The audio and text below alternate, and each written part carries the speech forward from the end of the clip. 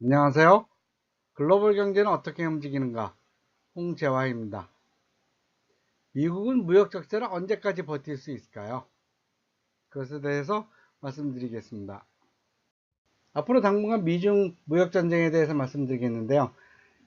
제가 생각하고 있는 목차들은 다음과 같습니다. 미중 무역 갈등은 언제부터 시작했는가부터 시작해서 왜 중국은 무역 전쟁을 일으켰나, 그리고 한반도의 경제 대책은 어떻게 세워야 될 것인가를 지속해서 말씀드리겠습니다.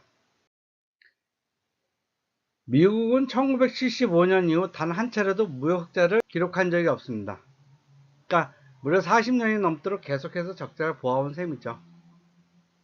2017년 10월 유엔이 발표한 자료에 의하면 미국의 연방 부채는 20조 달러가 넘는다고 합니다.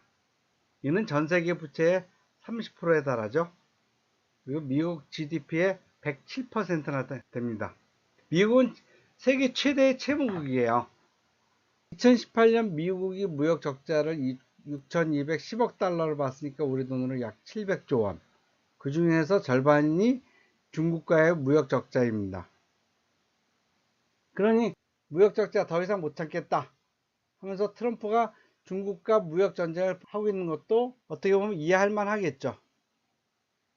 그러면은 미국은 언제까지 무역 적자를 버틸 수 있을까요? 오늘의 주안점입니다. 제가 생각하는 미국이 무역 적자를 버틸 수 있는 한계점은 5가지로 보았습니다. 우선 미국이 엄청난 국채 이자를 부담할 수 있을 때까지, 그 다음은 미국이 기축 통화를 유지할 수 있을 때까지, 그 다음은 미국의 달러를 보유하고 있는 국가들이 또는 미국과의 무역에서 흑자를 보고 있는 나라들이 미국의 채권을 사들이는 날까지, 그 다음은 미국이 서비스 수지에서 상당한 흑자를 지속할 수 있는 날까지, 그리고 외국인들이 미국에 투자를 해서 달러를 다시 미국으로 보내는 날까지, 그때까지 미국은 무역수지 적자를 버틸 수 있을 것입니다. 자, 그럼 하나하나씩 알아볼까요? 미국의 국채가 세계에서 가장 인기 있는 이유는 바로 미국 달러 표시 국채가 현존하는 세계에서 가장 안전한 자산이라는 인식 때문입니다. 금융위기가 일어나도 전쟁 위기가 일어나도 세계 어디서나 미국 달러화는 금만큼이나 안전한 자산으로 인정받고 있습니다. 심지어는 가장 폐쇄적인 미국의 적대적인 북한에서도 달러화는 통용되고 있습니다. 남들이 볼 때 미국 무역 적자가 20조 달러에 달하면 당연히 미국 경제는 무너지고 달러 표시 국채는 휴지값만도 못해야 정상이지만 경제 상식과는 다르게 움직이고 있습니다.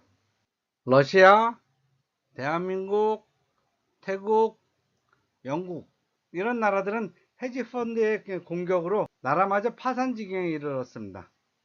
달러화의 유동성을 그 나라가 얼만큼 갖고 있느냐에 따라서 공격의 여부를 결정하죠. 그러다 보니까 달러를 발행하는 미국이라는 나라는 이러한 헤지펀드들의 공격에서 상당히 안전합니다. 그러다 보니 미국 국채의 투자 매력이 남다를 수밖에 없죠. 전 세계의 경제를 이끌어가고 있는 가장 큰 경제 규모를 가진 미국이 망하면 세계 경제도 망합니다. 미국 정부가 망하면 세계 정부도 망합니다. 그러니 미국 정부가 발행한 국채가 가장 안전한 자산으로 손꼽힐 수밖에 없고 많은 투자자들이 선호할 수밖에 없는 것이죠. 미국 정부의 부채가 20조 달러가 넘음에도 불구하고 미국이 망하면 세계 경제가 망한다는 그러한 역설적인 상황, 그런 상황 때문에 미국 정부가 발행하는 미국 국채가 세계에서 가장 안전한 자산이 될 수밖에 없습니다. 달러보다 안전한 자산으로 금을 꼽고 있기는 하지만 금은 황금성, 보관성, 그리고 유동성에서 미국 국채보다 떨어지고 있습니다. 미국의 경제가 다른 나라와 비교하여 안전하다는 생각이 세계를 지배하는 한 미국 국채의 매입은 앞으로도 한동안 매력적인 자산 투자처로서 역할을 계속하게 될 것입니다. 다음으로 미국이 이자 부담을 감당할 수 있을 때까지, 그때까지 미국은 무역 적자를 감당할 수 있을 것입니다. 그런데 그게 언제까지냐? 지금 미국의 국채 이자율은 10년 만기가 2.4%, 30년 만기가 2.9%입니다. 그러면 20조 달러를 2%라면 연간 4천억 달러에 달하는 이자를 부담하고 있습니다. 2020년 미국 정부 예산이 4조 7천억 달러에 달할 것으로 예상한다면 적어도 연 10% 정도의 예산을 국채 이자로 지불해야 됩니다. 이거 아무리 미국이 기축통화의 발행 국가이긴 하지만 적지 않은 부담이 되겠죠. 미국이 이 부담을 언제까지 감당할 수 있을까요? 그때까지가 미국이 무역 적자를 부담할 수 있을 때까지입니다. 다음으로는 미국이 서비스 수지로 무역 적자를 상당 부분 감당할 수 있을 때까지입니다.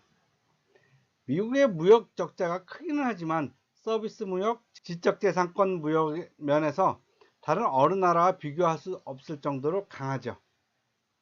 미국 상무부는 2019년 1월 상품 서비스 수지 적자가 511억 달러로 전달보다 88억 달러나 줄었다고 합니다. 이는 2017년 3월 이후 최대 감소폭으로 전문가들의 전망치 570억 달러를 크게 밑도는 수치이죠.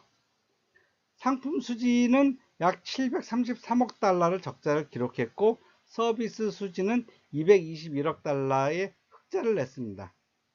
서비스 흑자는 2003년 이후 꾸준히 증가해서 미국 수지 적자의 3분의 1까지 메고 있습니다. 상당한 것이죠. 거기에다가 외국으로부터 들어오는 소득 수지까지 합하면 미국의 무역 적자는 상당 부분 보완되고 있습니다. 그때까지 미국의 서비스 수지가 상당히 흑자를 낼 수 있을 때까지, 그때까지 미국은 무역 흑자를 감당할 수 있을 것입니다. 다음은 외국인 투자로 감당할 수 있을 때까지 미국이 무역 수지 적자를 감당할 수 있을 것입니다. 미국은 외국인의 투자에서도 여전히 매력적인 국가입니다. 미국 상무부의 발표에 의하면 2016년 미국에 대한 외국인의 투자는 4,650억 달러의 순 증가를 기록했습니다. 이는 2012년부터 2014년까지 연간 2천억 달러의 대미 투자 유입액의 2배 이상이죠. 이처럼 미국이 외국 기업의 매력적인 투자처로 각광받고 있는 이유는 대규모 소비자 기반 시장, 생산적인 노동력, 혁신 및 법적 보호를 장려하는 비즈니스 환경 등 다양한 이유를 들 수 있겠습니다. 서비스 산업과 미국의 소비 시장이 외국인의 돈을 미국으로 끌어들이고 있습니다. 그리고 이로써 미국 적자의 상당 부분을 메우고 있죠. 이러한 경향이 지속될 때까지 미국의 적자는 상당히 버틸 여력이 있을 것입니다. 다음으로는 미국이 기축통화 자리를 유지할 때까지 무역 적자를 버틸 수 있을 것입니다. 1달러를 발행하는데 드는 비용은 0.96달러밖에 들지 않는다고 합니다. 그럼 99.04달러가 남는 셈이죠. 찍으면 찍을수록 남는 게 달러입니다. 전 세계를 대상으로 달러를 찍어낼 수 있을 때까지 무역 적자를 버틸 수 있다는 것이죠. 그런데 이 기간이 생각보다 상당히 길 수가 있습니다. 우리나라 같은 경우는 원화를 찍어내면 금방 인플레이션이 나오겠지만 미국은 미국 자체만으로도 수조 달러 정도는 찍어도 인플레이션이 안 날 정도의 여력이 있습니다. 게다가 미국은 전 세계를 대상으로 해서 달러를 찍어냅니다. 그러니까 미국이 달러를 찍어낼 때 미국 내 인플레이션 압력이 나올 때까지는 앞으로도 상당 기간 여유가 있다는 것이죠. 미국이 기축통화를 유지하고 전 세계가 미국의 달러를 받아들이겠다고 하는 한 계속해서 무역 수지를 버틸 수 있다는 것이죠. 그렇다면 미국이라는 나라가 수조 달러를 발행해도 인플레이션 압력을 버틸 수 있고 게다가 중국도 미국의 달러를 사용할 수밖에 없죠. 유럽도 그렇고요. 미국 시장이 소비할 만큼 달러를 찍어도 유럽, 일본, 한국, 영국, 인도, 중국 등 세계의 모든 나라가 달러를 보유하려고 애쓰고 있습니다. 그러니까 앞으로도 상당 기간 미국은 달러를 찍어가면서 부채를 감당할 수 있죠. 그래서 미국은 여전히 여유가 있어요. 세계가 버틸 수 있을 때까지 달러를 찍으면서 무역 적자를 버티겠다 하는 것이죠.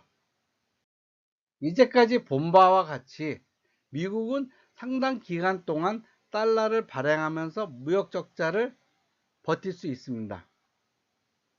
그러면은 미국이 무한정 달러를 발행하면서 무한정 미국의 무역 적자를 버틸 수 있을까요?